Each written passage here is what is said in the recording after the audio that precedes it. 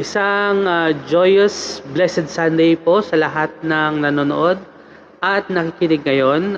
Maraming salamat po sa inyong pagtangkilik. Tayo po ngayon ay magsisimula na ng ating Sunday Praise and Worship session. Pero before po tayo magsimula, gusto po namin i-greet ang lahat ng mga tatay ng Happy Father's Day! Yan. So gusto ko lang po sana i-share sa inyo itong Bible verse from Proverbs. Proverbs 23:22a. Ang sabi dito is, listen to your father who gave you life. So itong verse na to ay naka-address sa ating mga anak actually, na makinig tayo sa ating mga tatay. Pero hindi lang yung sa tatay na ama ng tahanan. Makinig din tayo sa ating ultimate tatay, si Father God. So kaya kayo mga anak dyan, if meron kayong chance ngayon, bigyan nyo lang ng quick bro hug ang iyong mga tatay because they deserve it. Yan. So tayo po muna ay manalangin. Panginoon, maraming salamat po sa araw na ito, Panginoon, na ibinigay mo sa amin. Patuloy mo po kaming gabayan. Ikaw po ang manguna sa amin, Lord, sa aming praise and worship session at naway ang aming efforts today, Panginoon, ang aming pagpupuri ay iyong damhin, Panginoon, dahil ito ay para sa iyo. At ngayon pong Father's Day, gusto po namin kayo i-greet na Happy Father's Day, Panginoon, dahil ikaw po ang aming ultimate Father at ikaw po ang aming ultimate provider and our ultimate protector, Panginoon.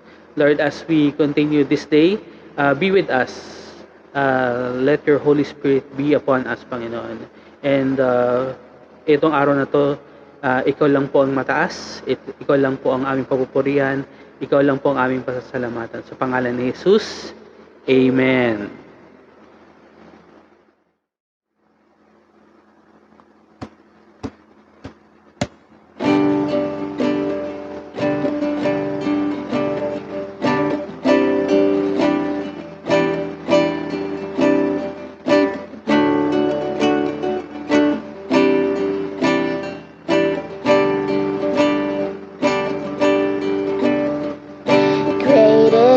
Faithfulness. Great is your faithfulness.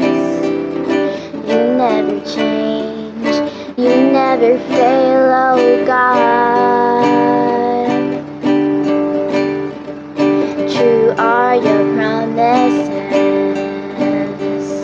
true are your promises. You never change, you never fail, oh God. So we raise up holy hands to praise the Holy One who was and is to come. Yeah, we raise up holy hands to praise the Holy One who was and is to come. Wide is your love and grace. Wide is your love and grace. You never change, you never fail, oh God. So we raise our holy hands to praise the Holy One who was and is to come. Yeah, we raise up holy hands to praise the Holy One who was and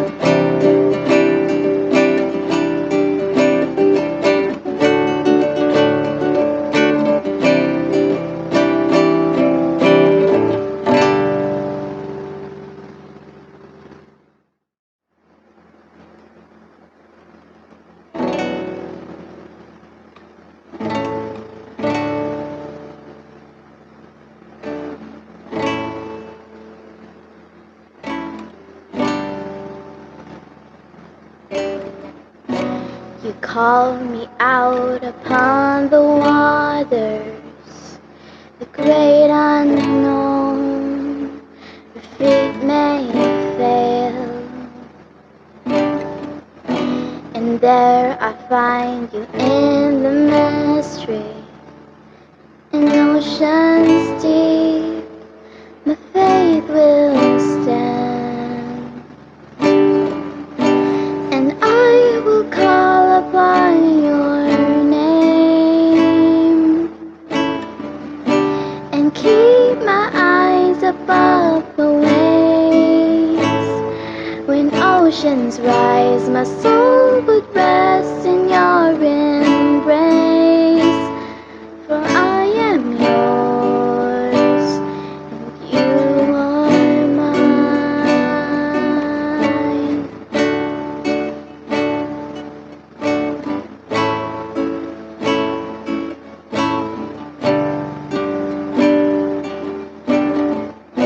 Your grace abounds in deepest waters. Your sovereign hand will be my guide. Where feet may fail and fear surrounds me, you've never failed, and you won't start now. So I will call upon your name, and keep my eyes above the waves. When oceans rise, my soul would rest in your embrace. For I am yours, and you are mine.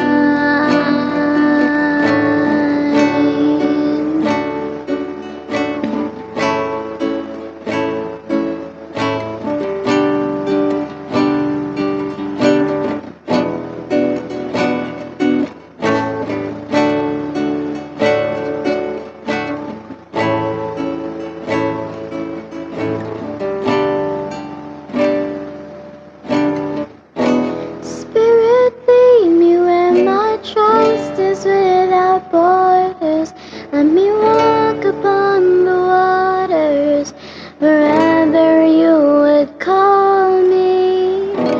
Take me deeper than my feet could ever wander, and my faith will be made stronger in the presence of my Savior.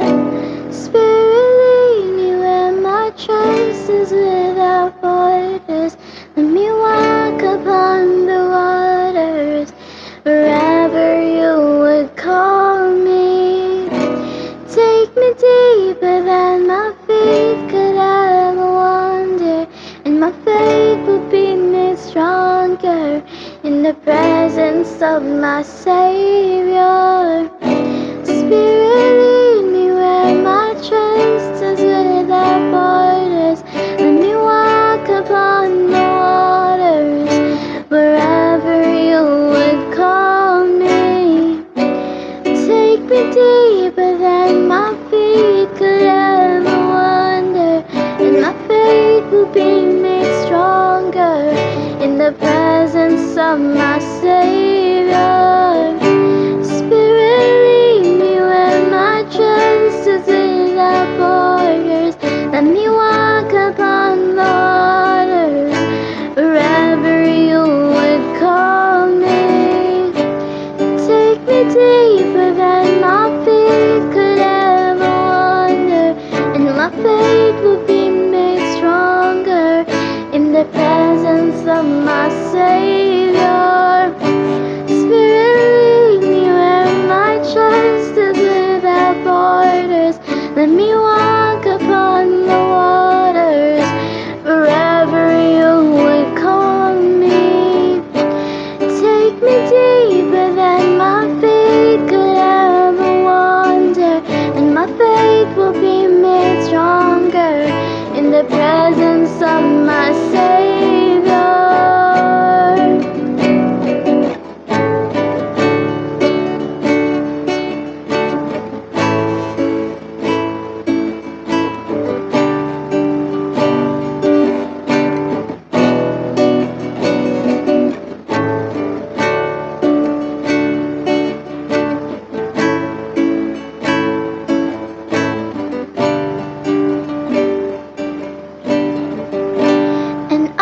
would call upon your name and keep my eyes above the waves.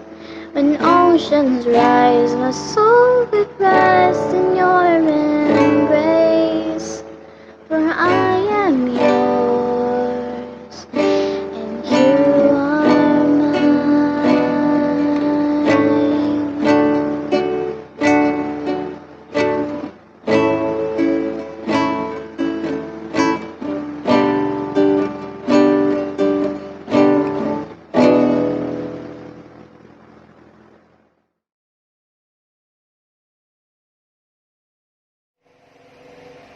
Good morning po and a blessed Sunday to everyone. So ayun, nagpapasalamat po kay Lord unang-una sa lahat sa company na pinapasukan ko. Thankful ako na ginide niya ako sa company na inuuna talaga yung kapakanan ng employees nila. Which is why hanggang ngayon may work pa din ako and may pinagkukunan pa din kami ng budget for our daily needs. So really thankful kay Lord na binigyan niya ng knowledge and wisdom ang CEO ng TaskUs kung paano i-handle yung ganitong sistema, lalo na ngayong pandemic. So, I'm also thankful kasi 2 years old na kami ni ate sa TaskUs. So, last June 14, nag 2 years na kami. Then, thank you kay Lord for His continuous guidance, for giving us strength, knowledge, and wisdom as well. So, ayun lang po. To God be the glory. Isang magandang araw muli at Sunday na naman, tayo naman po ay magkakasama sa isang pangangaral naman po uli at isang pagsamba sa ating Panginoong Diyos. At samahan niyo po ako sa araw pong ito at tayo po ay sama-samang sumamba, sama-samang makinig sa salita ng Panginoong Diyos. Manalangin po tayo. Amang banal, kami po ay nagpapasalamat sa isang dakilang araw na naman na yung pinagkatiwala po sa amin. Tunay nga, Ama, na kayo naririto sa aming kalagitnaan. Kayo po ang isang aming sinasamba. Ang pangalan mo lamang, Jesus, ang aming itinataas po, Panginoon. At dalangin namin all throughout our service today po, Panginoon, ay gabayan nyo kami, banal na Espiritu, ingatan nyo kami, at ihanda mo ang aming puso't isipan upang mapakinggan ang katotohanan. Sapagat sinabi mo sa iyong salita sa John 8:32 na ang katotohanan po ang magpapalaya po sa bawat isa. Ihanda mo ang aming puso't isipan. Gamitin mo po ang iyong lingkod na tagapagtala ng iyong mensahe at dalangin namin, Panginoong Diyos, na maging maliwanag po ang mensahe ito sa bawat isa. Samahan niyo po kami, Panginoon, itong aming kailingan sa pangalan ni Jesus. Amen and Amen. Mga kapatid, ang ating pong tema ngayon for the month of June is about keep watch, stay faithful. Kaya nung mga nakaraang linggo po, ang unang linggo natin matitingnan at matutunghayan, ay napag-aralan po natin yung isang unang kasagutan po ng ating Panginoon patungkol dun sa ating pong, yung kanya pong pangako na siya'y muling babalik. Hindi ba po napag-aralan po natin sa Matthew 24, verse 1-3, na ito po yung okasyon na kung saan, kung bakit po nasulat yung mga talinghagang ating pinag-aaralan. At isa po sa binanggit po roon, kung ating babasahin po, dun sa, balikan po natin yung chapter 24, yung verse 3 na lang po. Ang sabi doon, as Jesus was sitting on the Mount of Olives, the disciples came to Him privately. Ibig sabihin po, ang kasama na po muli dito, wala na po yung mga masa. Ang tanging kasama na lang, uulitin ko po sa inyo, ay ang mga alagad na lamang, yung pong mga mananampalataya, yung mga disciples na lang to Him at lumapit po ng privately. Ibig sabihin, parang sila lang ang nandoon. At makikita po natin dito, kung ating tutunghayan po sa ating konteksto, yung mga disipulo po rito, yung mga alagad, ay yung mga lahat po ng mananampalataya sa ngayon. Ano po yung katanungan? Sabi rito, tell us, sabi nila, they said, when will this happen?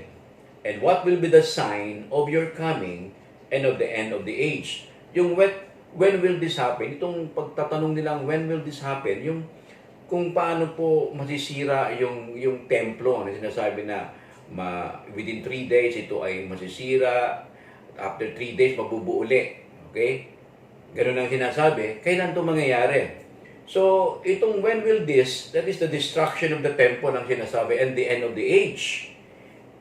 Anong, sabi doon, what will this ano yung pangyayaring ito? Sabi sa Matthew 24 verse 3. Hindi po sumagot ang Panginoon doon, di ba? Hindi sinagot ng Panginoon yung katanungan po nila. Bagkos, ang kanya pong sinabi dito ay verse 4 ng Matthew 24, see to it that no one misleads you.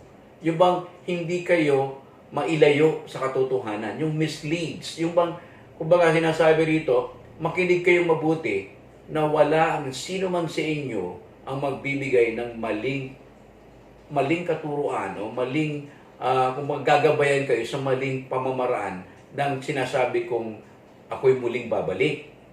Kaya sabi dito, verse 25, kung ating titignan sa 25 verse 13, mamaya pag-aaralan po natin to, but to keep watch because you do not know the day or the hour. So ano sinasabi dito? Ang sagot ng Panginoon sa tanungan o katanungan ng mga disciples ay keep watch. Maging handa lamang kayo because hindi nyo alam kung anong araw ni yung anong oras. So, puro talingaga po yung sinagot. Ang unang pong talingagang pinag-aralan natin, yung the parable of the wise and sensible servant. Ako po yung nagturo noon ng first Sunday. And then nung nakaraang linggo ay si Brother Timothy po ang nagturo. It's about the parable of the talents. Na nakita po natin ang mga kasagutan ng Panginoon about talinghaga. At tutungayin mo rin natin ang kahulugan ng talinghaga sapagkat ito po yung ating pinag-uusapan. Kaya kung ating titingnan, ano ba yung talinghaga? Babalikan po natin ang kahulugan ng talinghaga. What is the parable? Uulitin ko po ulit.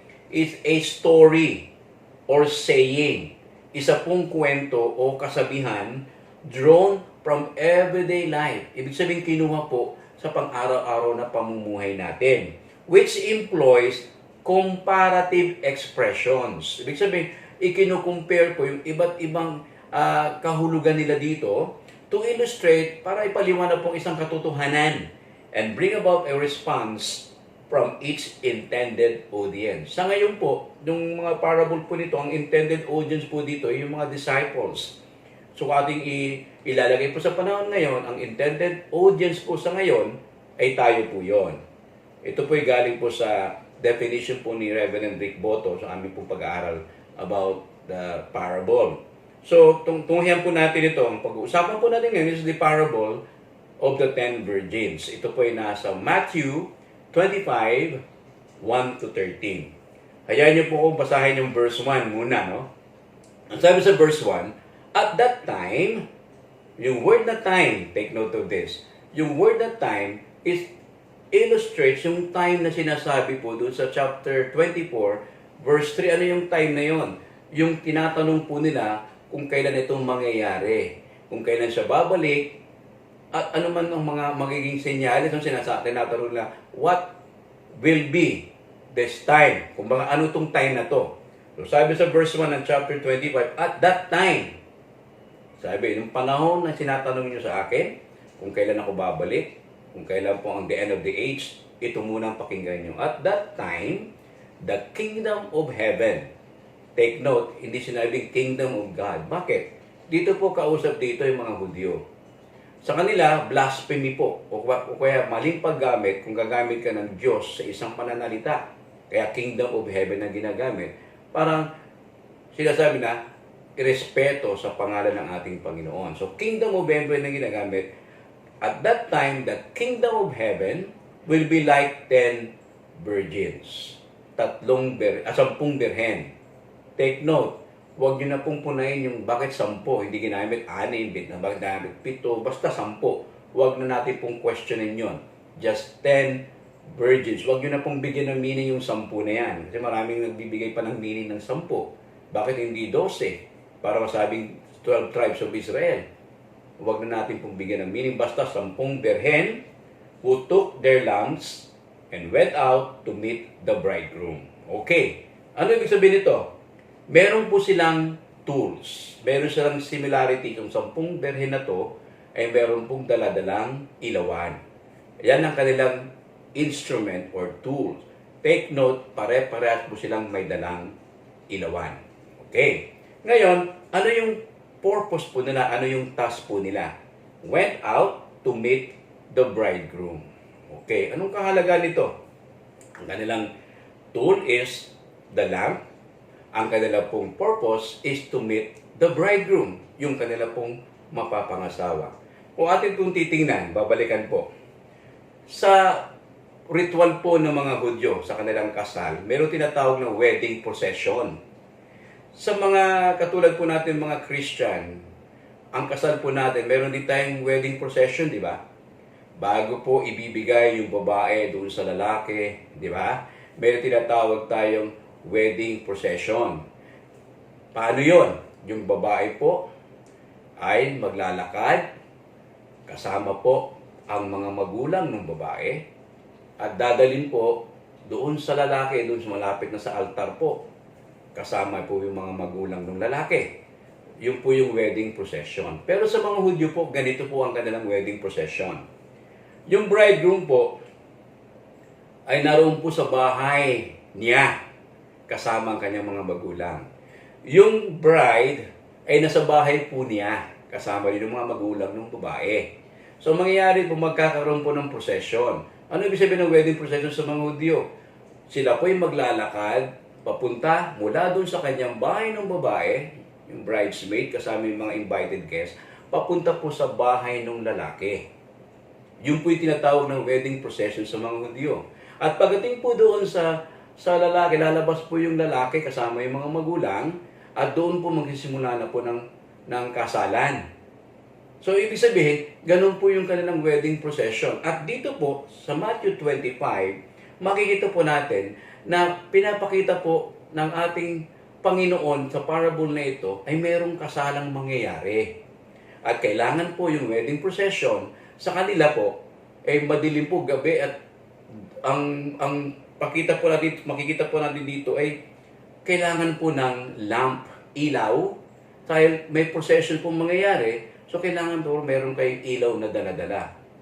Sabi nga dito sa the street of Asiatic cities were dark. Take note, sa Jews, Asiatic cities were dark. So, it is necessary to bring ng ilawan or torch. Pero dito ang ginamit ng Panginoon ay ilawan ang ginamit po nila. So, ibig sabihin, kailangan may ilawan ka para maliwanagan ang dadaanan mo. Take note, kung wala kang ilaw o ilawan, at hindi umiilaw ito at wala kang torch na umiilaw, hindi ka pwedeng pumasok sa bride's groom house. Yan ang kanila pong ritual sa mga Hudyo. Kaya makikita natin dito na meron palang ibig sabihin nitong parable na ito na pinapaliwanag ng Panginoon. Kaya pala may dala pong ilawan itong mga 10 virgins. Kaya bakit virgins? Kasi nga ikakasal po. Sa kanila, sa mga Hudyo, importante po ang pagiging berhen. Sapagkat ikakasal ka, kailangan ikaw ay pure sa harapan ng Diyos at sa harapan ng iyong mapapangasawa. Kaya ito po yung ibig sabihin nito. So kaya may dala silang ilawan dahil merong wedding procession. So, verse 2 makikita natin dito, 5 of them were foolish. Bakit naging foolish? May dala namang ilawan. Makikita po natin na ibig sabihin mamaya. Ang ibig sabihin ng foolish sa original meaning, sa Griego, meaning lazy. Mga walang pakialam, kumbaga, at madaling ma-deceive, easily deceived. Kaya sila, yung word na foolish dito ay ganun ang pagkakahulugan. And 5 were wise. Ang ibig sabihin ng wise dito, they are practical and they know what to do in a situation. Very practical po sila. Hindi na sila kailangan pang mag-aral pa sa ibang mga tataas na pinag-aralan. Kung ano po yung nakita na sitwasyon at nakita po nilang kailangan gawin at kailangan paghandaan, ganun po itong ibig sabihin ng wise. So, ito pong sitwasyon. Bakit sila naging foolish, hindi yung word, sorry for the word bobo, no? Foolish, at bakit naging silang matatalino? Verse 3 nakalagay. Sabi sa verse 3, the foolish ones took their lamps, but they did not take any oil with them. So, ibig sabihin, kaya sila naging foolish because wala silang dalang reserba. Bakit kailangan magdala ng reserba? May wedding procession lang naman, maikli lang naman yan at darating kaagad. makakasama mo kaagad yung mapapangasama mo. Kasi yun naman yung normal, hindi naman naabutin kung matatagalan ito. So bakit ka pang dadala ng ng extra? Pero dito, pinapakita ng Panginoon na may ibig sabihin ito, kailangan kang maging handa, magdala ka ng reserba. Kaya naging foolish sila, hindi naman ibig sabihin na napaka-bobo nila. Natural lang man po, sorry for the word na bobo, no? Natural lang po na wag na silang magdala dahil alam nila na makakaharap ka nila, kagad nila yung kanilang mapapangasawa. Yung verse 4 naman, the wise ones, ito namang ibig sabihin, however, took oil in jars along with their lamps. Meron silang reserba. So, ang pagkakaiba nila po, yung foolish, walang reserba, yung wise, may reserba. So, ganun sila, itong dalawa, pagkakaiba nila. So, ako, sa aking opinion, mga kapatid, hindi, kaya naging foolish po ito, alam naman nila na darating naman kaagad yan. So, bakit pa, why bring reserve oil? No need. Ganun sila, kaya naging foolish sila. So, masyado silang, kumbaga, kampante sa kanilang buhay noon, panahon na yon, na darating naman yun, hindi na natin kailangan mag-reserve. So, marami po mga tao ngayon na ganyan, na hindi na po pinaghahandaan kung what if na mangyari ito. What if kung ito ang nangyari. Wala na po silang ibang magiging solusyon kasi nakapokus lang po sila sa isang solusyon. At yun, kung ano yung dala mo, yun lang ang inyong dapat ibigay. Dapat, bilang mga matatalino at magiging paghahanda o sa mga may hinihintay po tayo, dapat lagi po natin paghandaan, meron tayong emergency backup, kumbaga. Parang yan ikaw yung may kotse, nagmaneho ka ng malayuan. Siyempre, dapat nakahanda ka, may reserba kang tire. Na maayos yung reserva mong tire. Iba, hindi na chinecheck yung reserve tire nila. Yung pala, yung reserve tire nila, wala nang hangin. So, kung maplatan ka dyan habang bumabiyahe ka, tapos papalitan mo ng iyong reserve tire na hindi mo chinek, may reserva ka nga, pero hindi mo naman chinek, pero wala palang hangin. So, ganun din po. Ang isa pong matalino, lagi pong nakahanda sa anumang mangyayari sa kanya pong dinadaanan o pinagdadaanan. So, ganun po nangyari. Yung verse 5 ngayon. So, nagkaroon ng problema na naman. Ano yung problema? Verse 5. The bridegroom was a long time or na-delay in coming. Take note kasalan po yun. Ito po hindi nangyayari po sa mga Hudyo, no? Na ang ikakasal na lalaki ay madidelay. Pero ito pinakita ng Panginoong Diyos sa kwento niya na na-delay po yung lalaki, yung ikakasal. So, natagalan. So, kumbaga, nagkaroon naman ng problema. Kanina, ang problema, wala silang reserba. Di ba? Ngayon, dahil po yung hinihintay po na delay, ano nangyari? Lahat po sila. Siyempre, hihintay ka, gabi, meron kang tours. Siyempre, habang hinihintay mo, aantokin ka na. Inantok po na, became drowsy and fell asleep. Parehas po sila, 10 virgins na inantok, tapos natulog. Pare-parehas po sila, wala pong natiling gising. Pare-parehas po, 10 birhen na yon na inantok at nakatulog. So, ano nangyari ngayon? The 10 virgins waited for the procession para matapos, para mabuksan at makita po nila ang kanila pong mapapangasawa. Then, number 6, ito po. At midnight, the cry rang out. Meron pong sumigaw. Here's the bridegroom. Ito na ang lalaking ikakasal. Come out to meet him. Yan na. Sabi, come out to meet him. Ito na, tapos na, matatapos ang wedding procession nyo. Then all, lahat na naman ng virgins. Take note, hindi lang yung 5 matatalino, kundi lahat sila woke up, sabay-sabay na nagising, at hinanda ang kanilang nakasinding ilawan. Take note, hindi pinapatay po yun. Kasi procession Pag procession, meaning, we need light. At sabi ko nga kanina, makakapasok lamang doon sa bride's groom house at makakasama sa wedding feast yung mayroong dalang ilawan na may ilaw. So, hinanda nila po na may ilaw pa rin yun. So that then all the virgins woke up and trimmed or prepared their lamps. Then, another problem nangyari naman nasa verse 8. The foolish ones said to the wise. Anong sinabi po ninyo? Itong mga foolish na mga virgins, sabi sa mga matatalino, give us some of your oil. Bakit? Wala silang reserva, hindi nila pinagandaan, hindi nila na-anticipate na malilate itong ikakasal na lalaki, yung kanilang mapapangasawa. Take note yung lalaki malilate. Hindi mangyayari, kumbaga, no? Pero nangyari. Kaya nga sabi nga, kayong mga matatalino, kailangan nating expect the worst to come. So, dapat meron tayong solusyon. So, nangyari dito, nanghihingi sila. Sabi pa nga sa panghihingi na sa original na tema yung original na tono Uy, bigyan nyo naman kami ng langis. Kasi kung hindi kami makapasok dyan. Sige, kayo rin. Kinukonsensya po nila yung mga matatalino. Yun po yung word na ginamit yung give. Meron pong pagkonsensya. Sige kayo, pag hindi nyo kami binigyan ng extra ng reserve ninyong oil, hindi kami makakapal, kasalanan nyo yan. Parang ganun po yung tema ng pananalita po nila. So, sabi niya, our lamps, sabi dito, are going out. Sige kayo, pag namatay ito, kasalanan nyo yan.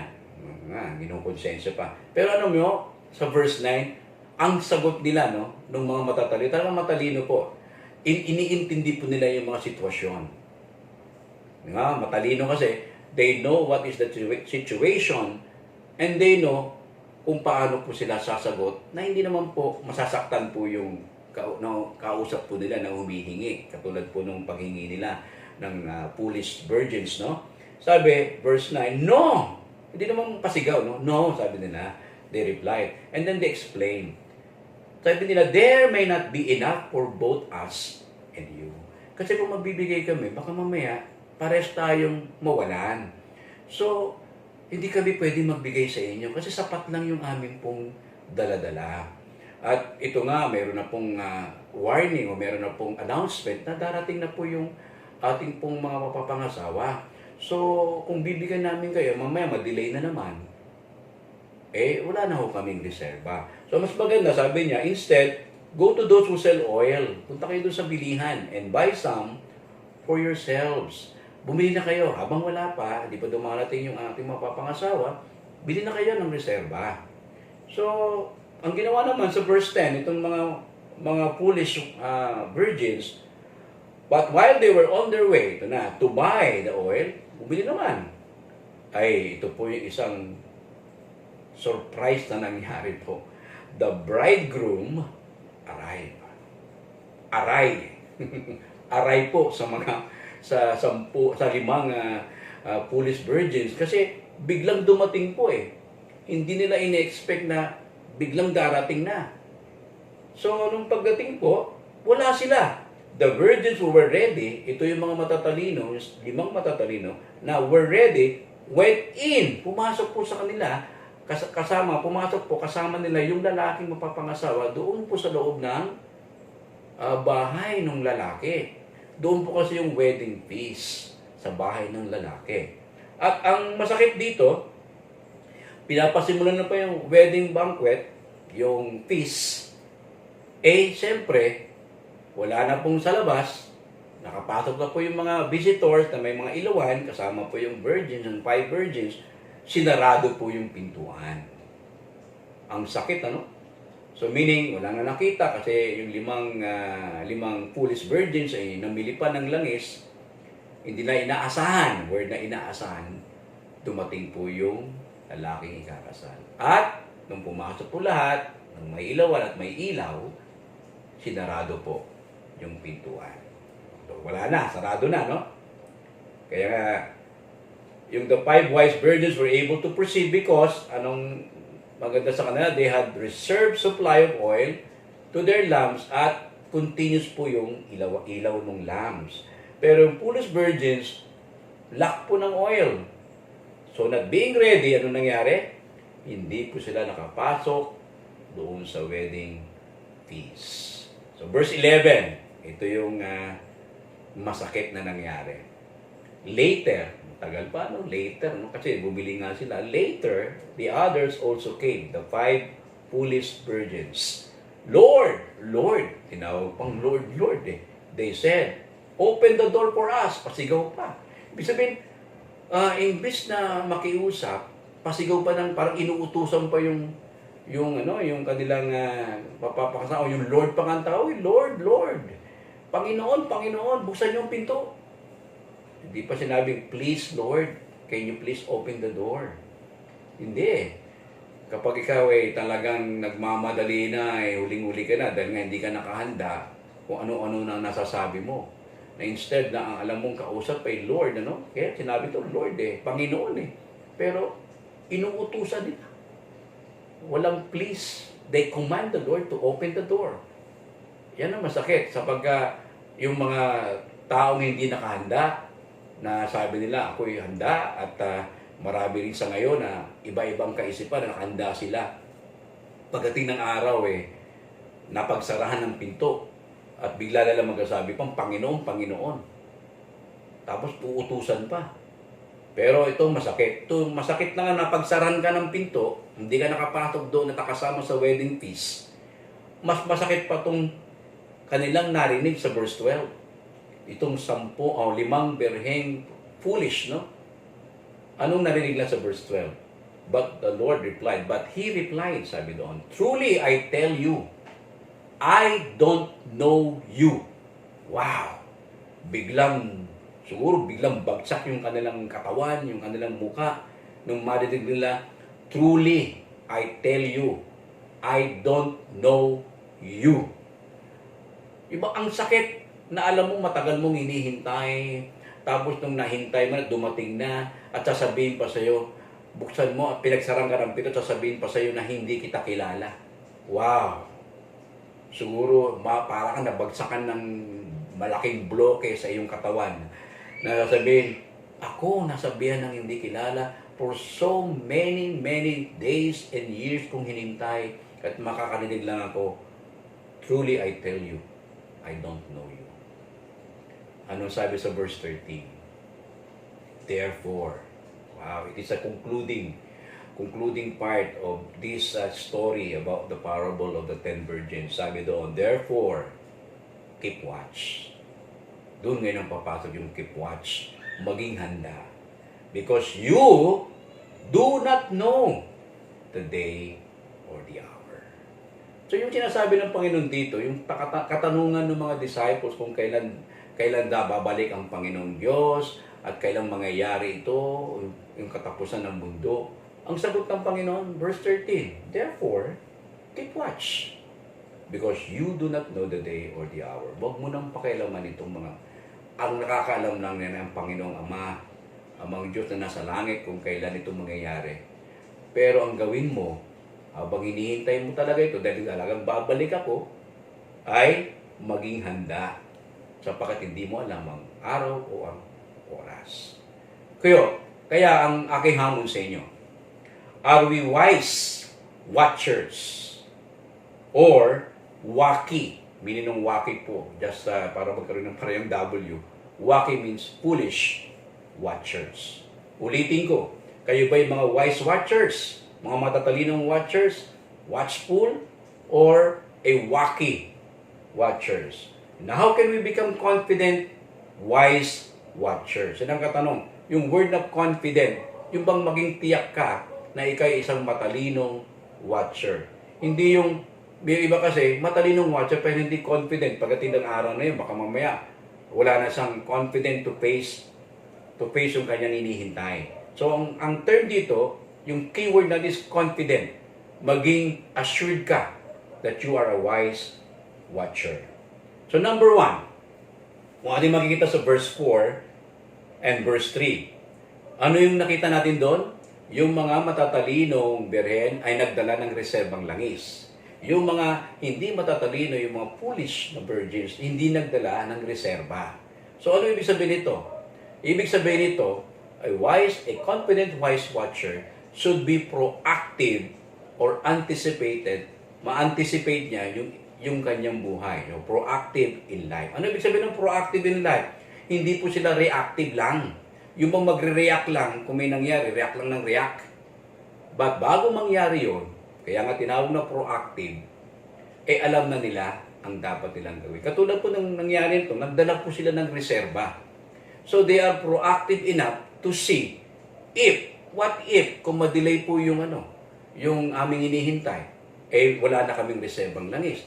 So wala na kaming ilaw. Pag wala kaming ilaw, hindi na kami makakapasok doon sa bahay ng bridegroom. Why? Because that is a requirement ng wedding procession. Kailangan may dala ilaw, may dalang ilawan, at may ilaw. So, proactive po sila. So, ang isang confident, wise watcher should be proactive in life. They have countermeasures sa mga situations or solution sa mga sitwasyon na hindi nila alam na mangyayari pa, pero ina-anticipate na kung mangyari yon, anong gagawin natin? Yun. That is a wise and confident watcher. They know the situation, they are proactive enough to do the solution, and they are prepared for that. Ang kanilang plano, ito, halimbawa, hindi po dumating, yun ang plano, no? Hindi dumating. So, meron silang plan A, may plan B, may plan C. Meron silang susunod na mga plano. What if kung mangyari ito, itong gagawin ko. What if pag nangyari ito, itong gagawin ko. Sila ay proactive in life. Ulitin ko, a confident, wise watcher are proactive in life. Pangalawa, sa verses 8 and 9. Sabi sa verse 8, give us oil. Ayan mga pangutya, pangkonsensya, pang sinasabi ng mga foolish virgin na bigyan nyo kami ng langis. Kasi kung hindi, kayo may kasalanan. Kung hindi kami makakapasok niyan, mawawalang ilaw itong ilawan namin. And then, ang sagot naman, noong mga matatalino, no, they reply. Hindi naman, no, pasigaw. No, they replied. There may not be enough for both of us. Baka hindi naman kasya. Maganda yung kanilang kasagutan. Meron pong tamang pagsagot na hindi po masasaktan yung tao pong kausap. Kasi minsan, yung iba nahihiyang magsabi ng no. Sasagutin, maybe, might be, mga ganun ba? Yung wala silang kasiguruhan. Sabi nga, let your yes be yes and let your no be no. Walang sa gitna. Kaya dito sinabi nila, no. Kasi nagpaliwanag sila. They know how to explain properly. Kaya ang number 2, na isa pong confident and wise watcher, ay they are practical with practical understanding in life. They are practical. Hindi sila dahil sila practical, hindi sila magpapasakop sa mga maling pananaw, mga theoretical lang, mga hypothesis, mga pangyayari na walang solusyon, alam nila kagad solusyonan. Practical sila eh. May nakita silang ganyan, halimbawa, may nakita silang pako, pipikapin kagad nila yung pako kasi baka mamaya, what if may mapako? So, ang gagawin nila, kukunin na yung pako, itatabi na nila, itatapon na nila. They are practical. Kung ano yung nasa dyan sitwasyon na yan, they know how to solve that problem. Right there and then. Ganun sila, itong confident wise watcher, they are practical understanding in life. So katulad nung nangyari, na give us oil, sabing gano'n, sinagot nila ng tama.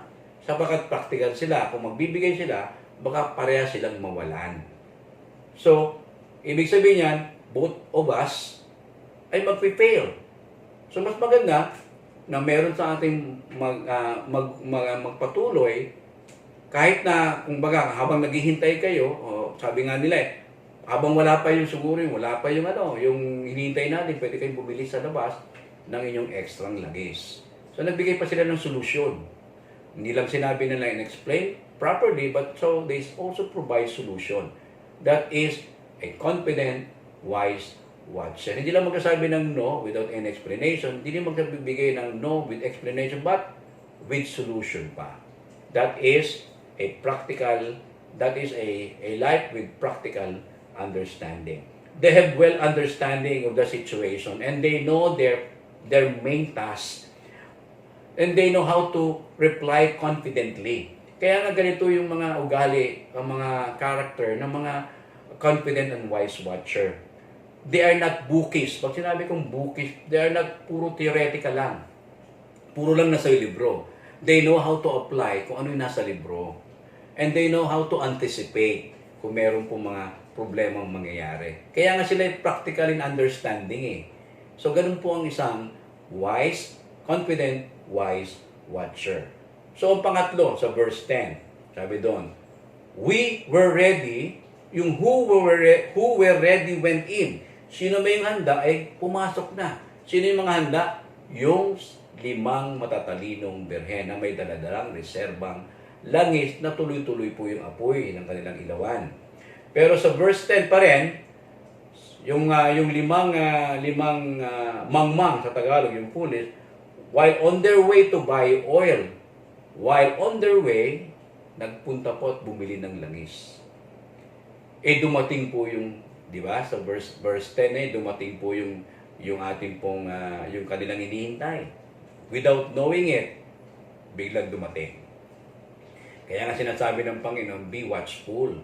Hindi nyo alam kung kailan darating. Parang yan, yung hinihintay po nilang mapapangasawang lalaki. Biglang dumating. Yung 5 hangal o 5 mangmang, bumibili pa lang ng reserba. Pero yung mga matatalino na nakahanda, sinama na kagad na pumasok doon po sa bahay ng lalaking ikakasal. At ang masakit pa ito, sinarado na po. Pag sinarado na po yung pinto, ibig sabihin, tapos na. Wala nang makakapasok. So, they know their task, they know their purpose, they fully understand what their purpose is to meet the bridegroom, di ba? Kaya alam nila na ano man ang mangyari, dapat makita natin at makapasok tayo doon sa bahay ng bridegroom. They follow the steps, the right steps, in order to receive the result. And what is the result? They makapasok doon, makita nila ang kanilang lalaki ikakasal, at makapasok at makasama sa wedding feast. Doon sa wedding na selebrasyon. At doon may kainan, may tawanan, may masasarap po ang mangyayari sa buhay po ng parang pag kinasal ka po, di ba? Masarap, maganda yung feeling, di ba? At talagang kumbaga, yung feeling mo talaga hindi mo maipaliwanag because naroon ka na, ikaw na ikasal na, at kasama mo na yung lalaking yung iniibig na lalaking pakakasalan. So, dapat sa number 3, kanina sabi natin, number 1 is proactive in life. Number 2 is sinabi practical understanding in life. At ngayon naman, well-preparedness in life. Kailangan well-prepared po tayo sa anumang mangyayari. Kaya nga, how can we be confident, wise watcher, sa pagbabalik po ng ating Panginoon? Doon sinabi nga, sa pagbabalik o sa pagdating po nung lalaking ikakasal, ihalin tulad po natin yan sa pagbabalik ng ating Panginoon. Number 1, ang sagot po ay, be proactive in life. Yung proactiveness in life. Number 2, yung pong practical understanding of life. And number 3, well-preparedness in life. Kaya nga mga kapatid, tandaan po natin, sa paghihintay po, hindi po sa paghihintay ng pagbabalik ng Panginoon, hindi po yung oras ang tingnan po natin. Ang tingnan po natin kung tayo po'y nakahanda. At habang tayo naghahanda sa pagbabalik ng ating Panginoon, ginagawa po natin yung ating part, ang ating responsibility sa ating Panginoon. Patuloy pa rin tayong maglingkod sa Diyos, patuloy tayong sumamba sa Diyos, patuloy pa tayong mangaral ng salita ng Panginoon, patuloy pa rin tayong mag-disciple sa pangalan ni Jesus. Sa Matthew 28, lagi po natin sinasabi yan, yung pong Great Commission. Go ye and make disciples of all nations. Go ye, gumayo kayong mga disipulo at gumawa kayo ng mga alagad ng Panginoong Jesus. Hindi ng alagad ninyo ha. Pag alagad ninyo ang gagawin ninyo, yan na po false na gawain yan. Gagawa po tayo ng mga disipulo ng Diyos ng ating Panginoong Jesus. So, kung ating titinan po, i-summarize po natin to, ano po yung confident wise watchers? Ito po yung mga confident wise watchers are characterized by proactiveness, applying practical understanding, resulting to preparedness in life. Kaya makikita po natin dito na itong confident wise watchers dito, kailangan ito nga, merong proactiveness at ina-apply sa kanyang practical understanding that will result na sila magiging well-prepared sa kanilang buhay. Kaya mga kapatid, keep watch, stay confident, and stay faithful. Let us pray. Panginoon, salamat po, Ama. Salamat po, Diyos, sa pagkakataon po ito na ibinigay niyo sa amin. Na tunay nga, Ama, na kami sinamahan ninyo. At ipinakita ninyo hindi mahalaga kung malaman mo ang oras o araw ng pagbabalik, ang oras o panahon kung kailan magkaroon ng end of the age. But ang importanteng gawin ay maging handa. Gawin ang dapat gawin, ang responsibility o accountability binigay ng Panginoon sa atin to preach the gospel, to make disciples of all nations. That is very important. And to prepare our brothers and sisters in Christ na sila po'y manatiling tapat hanggang sa pagbabalik ng ating Panginoong Diyos. Kapatid, ang mahalaga ngayon ay tayo maging handa. Anumang oras dumating ang Panginoon, makikita na tayo gumagawa sa gawain ng ating Panginoong Yesus.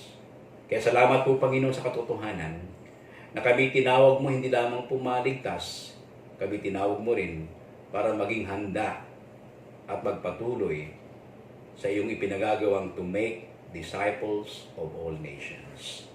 Salamat po, Panginoon. Mga kapatid, hindi ko rin po itong pagkakataong ito ay wag po nating alisin ang pagkakataong ito na ang mga nakakarinig ng salita ng Diyos ay tunay nga na hipuin ang kanilang mga puso, lalong-lalo na yung pong wala pang relationship sa ating Panginoong Diyos. Pag sinabi kong relationship na hindi pa tinatanggap si Jesus sa kanyang puso, sa kanyang buhay bilang Panginoon at sariling tagapagligtas. Mga kapatid, ito ang pagkakataon ninyo na tanggapin si Jesus. Hindi po aksidente na kayo nakarinig ng salita ng Panginoon. At nais ng Diyos, ng ating Panginoon Jesus, na lahat ng tao ay makakilala sa Kanya bilang Panginoon at tanggapin siya bilang Panginoon sa sariling tagapagligtas. Kung kayo nais yung tanggapin ng Panginoong Jesus, sumunod lamang po kayo sa aking pong munting pananalangin. Sumunod po kayo. Panginoong Jesus, ako po'y nagpapasalamat dahil sa pagkakataon pong ito, ako'y naririnig at nakarinig ng iyong salita. Humihingi po ako, Panginoon, ng kapatawaran sa lahat ng aking kasalanan. Humihingi po kami, Panginoon. Ako, Diyos, humihingi, Panginoon, ng pagkakataon na kayo po ay mapaglingkuran. Kaya sa pagkakataon pong ito, nais ko po kayong tanggapin sa aking puso at sa aking buhay bilang Panginoon at sariling tagapagligtas. Salamat po, Panginoon. Ako yung pinatawad, ako yung binigyan ng kaligtasan, at binigyan mo ko ng buhay na walang hanggan. Salamat po, Panginoong Yesus. At kinikilala kita, O Diyos, sa aking buhay, sa aking puso, na aking Panginoon. Patuloy mo akong pangunahan, Panginoong Yesus. Ako na lamang kong mananalangin. Panginoon, salamat po sa mga taong tumanggap. At dalangin ko, Banal na Espiritu, pangalagaan mo po sila. I-guide mo sila, Panginoon, sa katotohanan. At pagsimula na po silang sumaliksik ng iyong mga salita, ang Biblia. Alamin po nila ang katotohanan, sapagkat ang katotohanan po ang magpapalaya po sa kanila. Samahan niyo po sila, ingatan niyo po sila, Panginoon.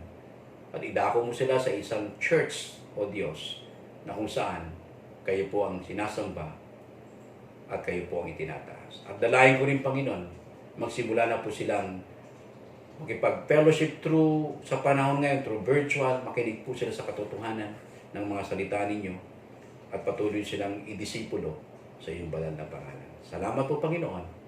Ito po ang aming kahilingan sa pangalan ni Jesus. Amen. Muli, magandang umaga. Magkita-kita muli tayo next Sunday.